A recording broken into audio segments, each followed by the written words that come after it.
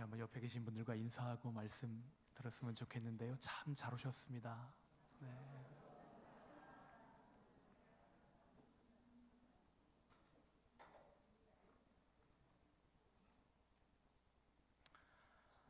제가 오늘 찬송도 다른 곡을 부르자고 하고 디모데 후서를 읽어야 되는데 전서를 읽고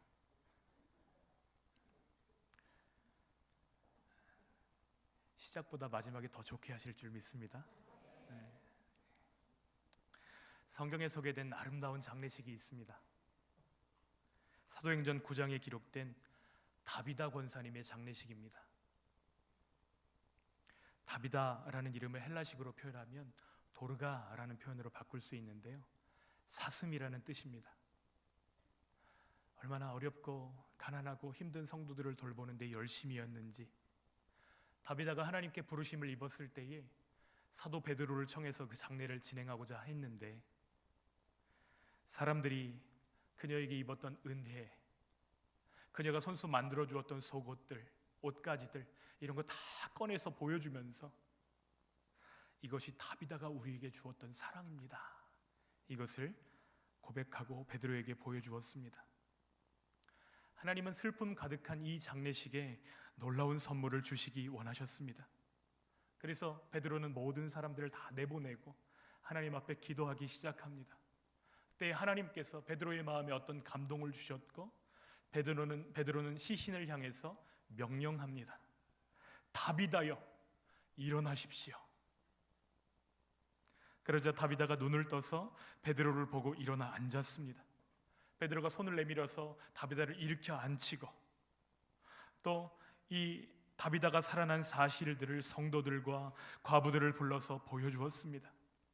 이 소식이 욥바 온 지경에 퍼지자 많은 사람들이 예수를 믿고 예수님께 돌아오는 역사가 일어난 것이죠. 여러분, 사람들이 생각하기도 싫어하고 그 단어를 꺼내기도 싫어하는 단어가 있습니다. 무엇일까요? 죽음입니다. 그러나 모든 사람에게 죽음은 가능성이 아니라 확실성입니다. 왜 그렇죠? 피할 수 없기 때문입니다. 하나님의 부르시는 때가 다를 뿐 모든 사람에게 공평한 것이 죽음이기 때문입니다. 라틴어 속담 중에 메멘토 모리라는 속담이 있습니다. 죽는다는 것을 기억하라, 죽음을 잊지 마라, 이렇게 번역할 수 있는데요, 고대 로마에서 개선한 장군이 돌아올 때에 특별한 개선식을 준비를 합니다. 어떤 개선식이냐면 얼굴을 붉게 칠하고 4마리의 백마가 이끄는 전차를 타고서 시내를 가로지르는 퍼레이드를 하게 하는 거예요. 그러면 꽃가루가 떨어지고 사람들이 박수를 치고 노래를 부를 때에 마치 이런 대접을 받을 때 자신이 신이 된 것과 같은 그런 느낌을 받는다는 것입니다. 그런데 그 마차에 동승해서 오르는 사람이 하나 있습니다. 로마 사회 가운데서 가장 하층민인 노예 한 사람이 부관으로 거기 탑승합니다. 탑승해서 개선장군 옆에 서서 이야기합니다. 메멘토 모리. 무슨 뜻이죠? 죽음을 기억하십시오. 그의 마음이 한없이 높아지지 않도록, 이 승리로 인해서 그의 삶이 끝나버리지 않도록 메멘토 모리, 메멘토 모리, 이 모든 개선 행렬이 끝날 때까지 그것을 외치도록 한 것입니다.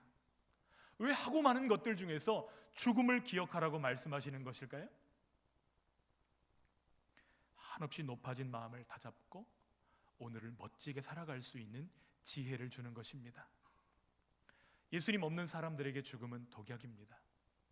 왜 그렇죠? 죽음의 빛 아래서 삶이 시들고 끝나기 때문이죠. 그러나 예수님 믿는 사람들에게 죽음은 보약입니다. 왜 그렇죠? 예수님 안에서 그 죽음을 통해 우리는 새로운 삶을 만나게 되고 부활의 영광을 누리기 때문입니다. 믿음의 사람들은 주님 만날 그날을 바라보면서 오늘을 살아갈 힘을 얻습니다. 전도자 역시 우리에게 메멘토 모리의 지혜를 알려줍니다. 전도서 7장 2절 말씀 같이 읽겠습니다. 초상집에 가는 것이 잔치집에 가는 것보다 나으니 모든 사람의 끝이 이와 같이 됨이라. 산자는 이것을 그의 마음에 둘지어다. 모든 살아있는 자여 기억하라, 너희는 죽을 것이다. 왜 초상집에 가는 것이 잔치집에 가는 것보다 지혜로운 선택이지요. 죽음 앞에서 나의 남은 날을 헤아려 보는 것이 참 지혜이기 때문입니다. 그 사람이 정말 잘 살았는지 아니면 아닌지를 확인할 수 있는 자리가 어디죠? 그것은 잔치집이 아니라 장례식장입니다. 주님 안에서 우리의 마지막이 처음보다 훨씬 더 아름답고 복되시기를 주님의 이름으로 축원합니다. 어떻게 하면 우리 인생의 마지막 순간이 처음보다 더 아름다울 수 있을까요? 오늘 본문의 말씀은 주님께 책임에 끝까지 집중하라고 말씀하고 계십니다. 바울이 이 편지를 쓸 때에 당시의 로마 황제는 네로였습니다. 유명하죠. 15년간 로마를 통치하였습니다.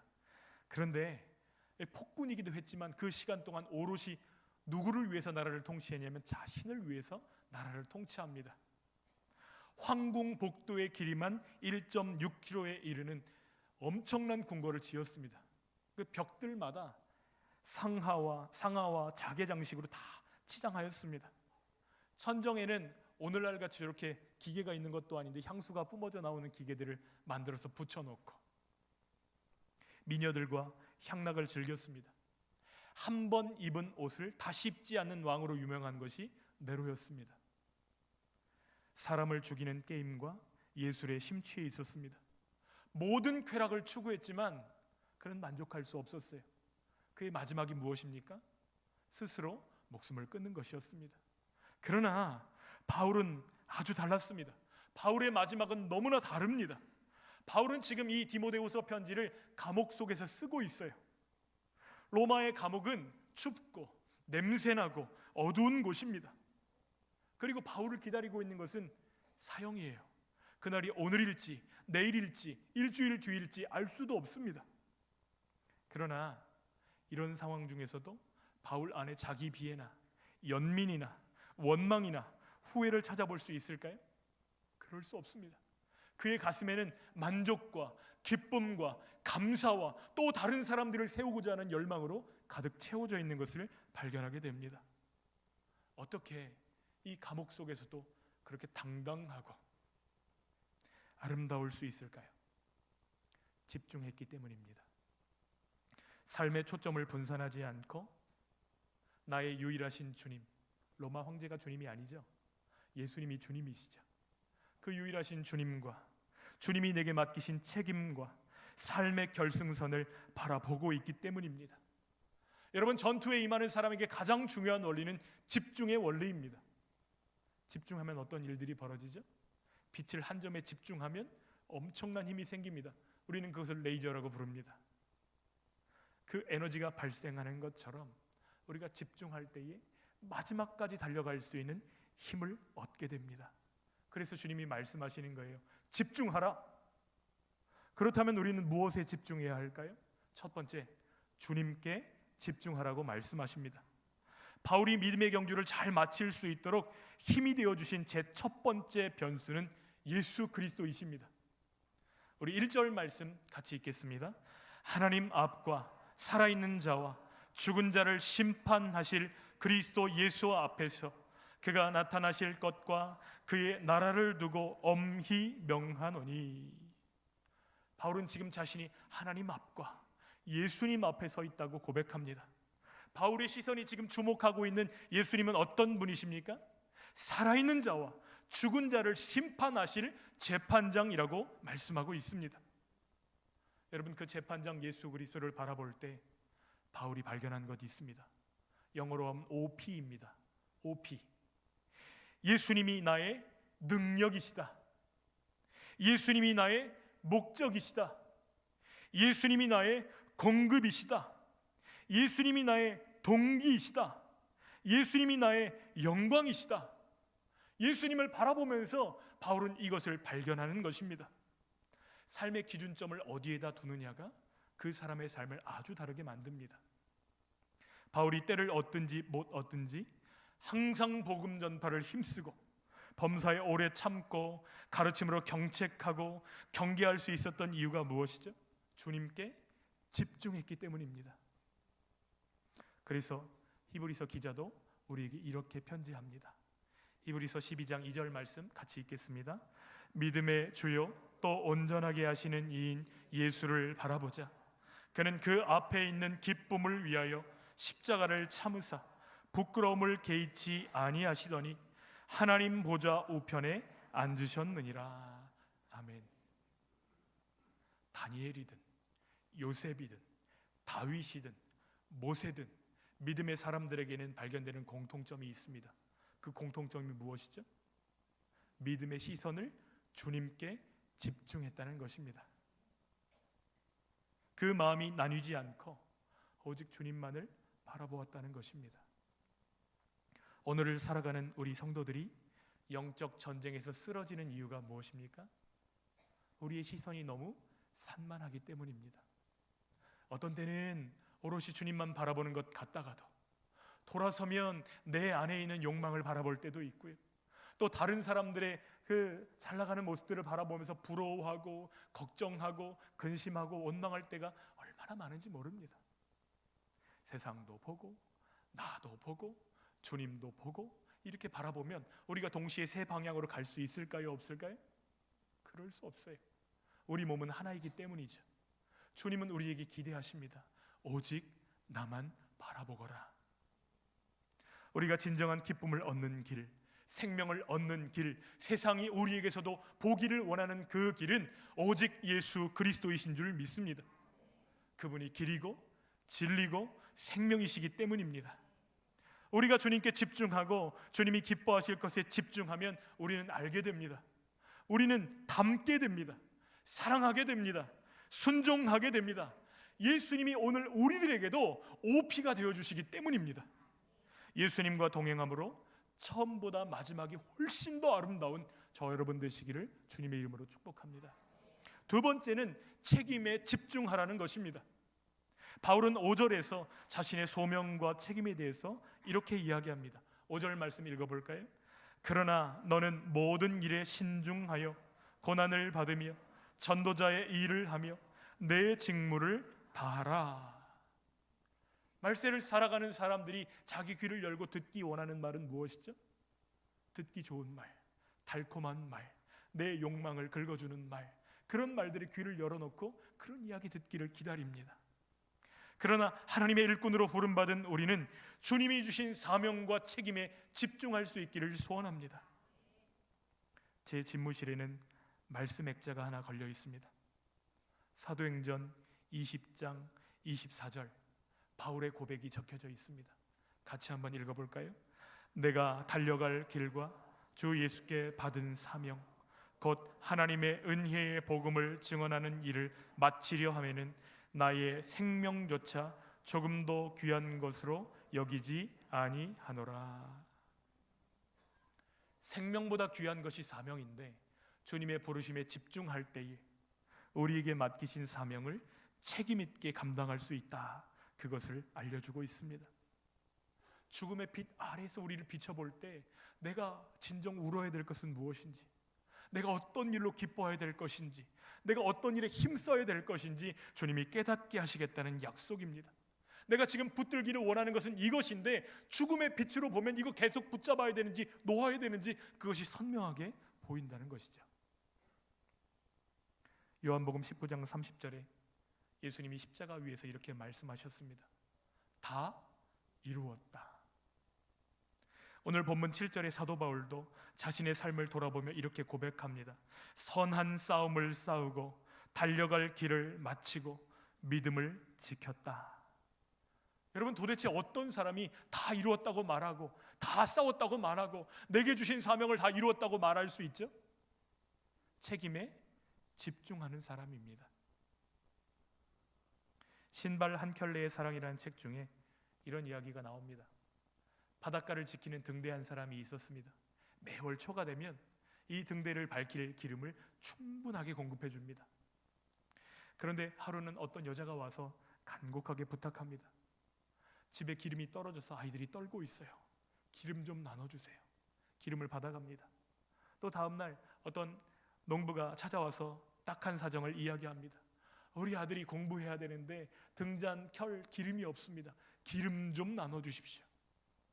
그 다음날 한 기업을 운영하는, 공장을 운영하는 공장장이 찾아와서 또 부탁합니다. 우리 지금 발동기가 돌아가질 않고 있습니다. 기한을 못 맞추면 우리 부도 날 지경입니다. 기름 좀 나눠주십시오.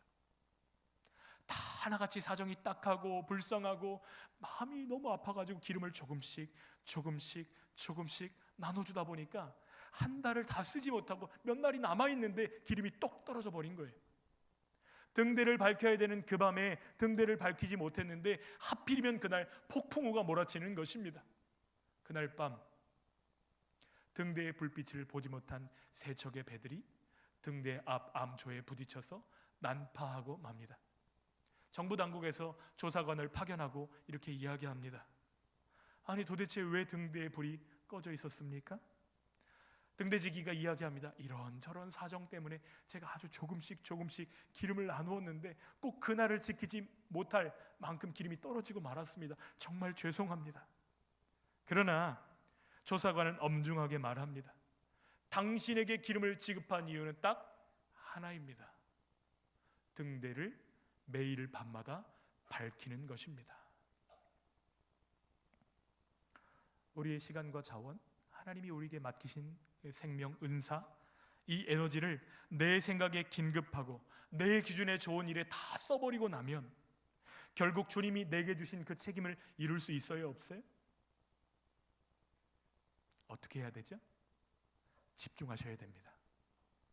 우리에게 많은 책임이 있지만 가장 중요한 책임, 하나님이 우리에게 맡기신 그 책임을 감당하기 위해서 집중하는 저와 여러분 되시기를 축복합니다. 너는 복음을 전파하라. 때를 얻든지 못 얻든지 항상 힘쓰라.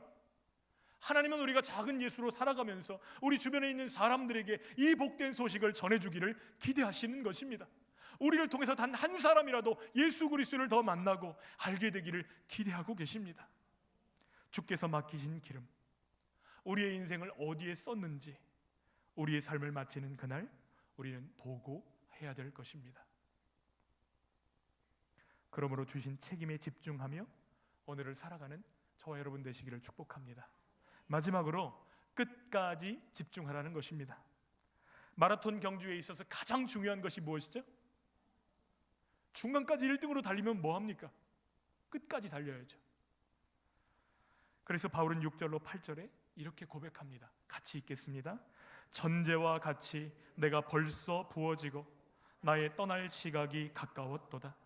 나는 선한 싸움을 싸우고 나의 달려갈 길을 마치고 믿음을 지켰으니 이제 후로는 나를 위하여 의의 면류관이 예비되었으므로 주 곧 의로우신 재판장이 그날이 내게도 주실 것이며 내게만 아니라 주의 나타나심을 사모하는 모든 자에게 도니라. 아멘. 여러분 6절에 나와 있는 전제, 이전에 개역 한글 성경에는 관제 이렇게 번역이 되었었는데 이 전제가 무엇이죠? 제물 위에 포도주를 부어드리는 제사입니다. 포도주가 무슨 색깔이죠? 그 붉은 색깔을 생각하면서 내 남아있는 마지막 핏방울 하나까지 다 주님께 쏟아부어도 아깝지 않다고 고백하고 있습니다. 마지막까지 완주된 자에게 예비되어 있는 면류관이 있기 때문입니다. 근데 이 면류관이 무슨 면류관이라고요? 의의 면류관인데 주님의 나타나심을 사모하는 모든 자들에게 예비되어 있다고 말씀하고 계십니다. 마지막까지 완주한 자에게 예비된 의의 면류관을 바라보는 저희들 되기를 원합니다. 모든 사람의 끝은 죽는 날로 기억됩니다. 무슨 뜻이냐면 위인전은 그 사람의 출생에 관심이 없어요. 어디에 관심이 있죠? 그 사람의 불우한 출생과 어려운 상황에도 불구하고 그 사람의 인생 마지막 순간에 무엇을 남겼는가, 여기에 집중되어 있다는 것이죠. 탄자니아의 마라토너 존 스티븐 아쿠아리라는 사람이 있습니다. 이 사람은 1968년 멕시코 올림픽에 출전하였는데요, 아프리카 마라톤 챔피언십에서 1위를 차지할 정도로 기대를 받는 선수였습니다. 그런데 그가 출발한 지 얼마 되지 않아서 옆 선수와 부딪히고 넘어지게 되었습니다. 근데 심하게 부딪혀서 나뒹굴게 되었어요. 그가 다시 일어나려고 하는데 쩔뚝쩔뚝거리고 비틀비틀거리고 계속해서 넘어지는 것을 볼 때 주치의가 달려가서 얘기합니다. 지금 당신 인대가 손상되었습니다. 크게 다쳤습니다. 지금 뛰면 안 됩니다. 그런데 그가 붕대만을 감고 다시 뛰기 시작합니다. 계속 달릴 수 있었을까요? 없었어요. 넘어지고 꼬꾸라지고 나뒹굴면서도 그러나 그는 경주를 멈추지 않았습니다. 스테디움에 들어오는 이 아쿠아리의 모습인데요, 다리의 붕대는 엉망으로 감겨 있고 피가 나기 시작합니다. 그런데 완주를 다 끝마친 아쿠아리에게 기자들이 인터뷰할 때 그가 이런 인터뷰를 하였습니다. 나의 조국은 올림픽에서 출발하라고 나를 멕시코로 보낸 것이 아니라 완주하라고 나를 보낸 것입니다. 사람들은 그의 경기를 올림픽 100년사의 가장 아름다운 경기요, 가장 위대한 꼴찌라고 평가했습니다. 그가 탄자니아로 돌아갔을 때 그는 국민들의 영웅이 되었습니다. 우리가 집중해야 될 것은 기분이나 상황이나 환경이 아닙니다. 사람들의 평가도 아닙니다. 우리가 바라봐야 되는 것은 결승점입니다. 우리가 끝까지 그리스도께 순종하며 포기하지 않으면 우리에게도 의의 면류관이 예비되어 있기 때문입니다. 죽음과 같은 어려움이 우리 앞에 있을지라도 주님께 집중함으로, 책임에 집중함으로, 끝까지 집중함으로 아름다운 마무리를 주께 올려드리는 저 여러분 되시기를 주님의 이름으로 축원합니다.